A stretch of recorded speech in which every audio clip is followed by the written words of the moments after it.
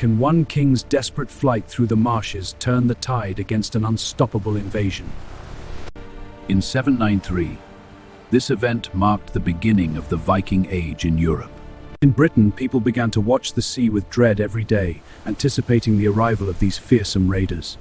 At that time, England was divided into 7 separate kingdoms known as the Heptarchy. These small kingdoms lacked the resources to build a fleet for sea defense. Their armies were often inefficient, even for protecting important capitals, within fending coastal villages, Canterbury, Dorchester, London, and many other smaller towns. And the Viking attacks continued unabated. Offended a week by Fred in England, East Anglia came under the control of the Mercians and became independent. Mercia itself reached the height of its power, incorporating Middlesex and Essex, and establishing a protectorate over neighbouring kings. Meanwhile, Wessex experienced the greatest expansion, annexing Sussex and Kent, the Saxon definitions, and established a border with them along the rivers Lea and Thames.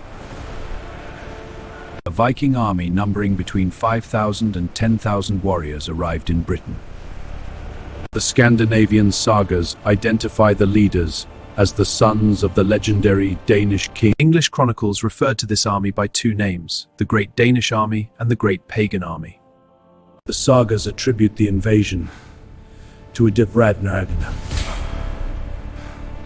King Aelle II could not have executed Ragnar Lodbrok as he was not crowned at the time and was merely contending for power. Ragnar himself is more of a mythical figure than a historical one, and accounts of his sons are highly confusing. Different sagas even disagree on which of Ragnar's sons led the Danish army, served as a condition for the conquest key. Go! Take it! Which in essence was the nature of the Danish invasion, in exchange for a promise to leave Kent in peace. Also, King then turns a man to eastern battle and paid a ransom as well. However, this time the Vikings requested to stay through the winter.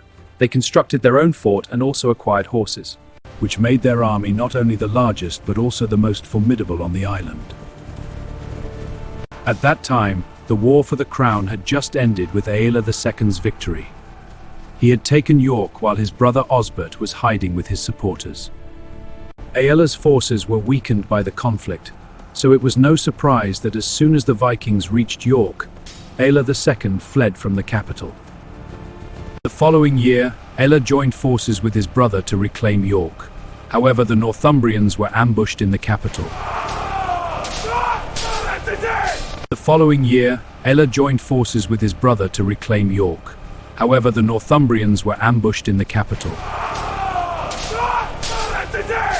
The Vikings divided the captured lands of Northumbria along the River Tees. To the south, York was renamed Jorvik and became the capital of the Danish kingdom of Jorvik. To the north, the Vikings installed a puppet king. In 868 in Santa Mercia, we must seek aid. Mercian king Burgred I, and forced them to agree to a truce in exchange for a generous monetary payment. Invaded Mercia. Clayton peacefully moved Pindix he must have moved east, where they had no such obligations, for which he was later canonized as a saint by the church. The Vikings remain led by Halfdan Ragnar. New bands of conquerors began to set out from their homelands to England, eager to join the successful campaign. Anglia, with a large contingent of warriors known in the chronicles as the Great Summer Army. His origins remain to this day. At the end of it, his army traveled into the heart of the island. They captured Reading, from which the Vikings began raiding the lands of Wessex, and even defeated the Viking kings in several minor battles. However, with the reinforcements from Brickback, We will not kill! if this bit, like the video, subscribe for more historical stories.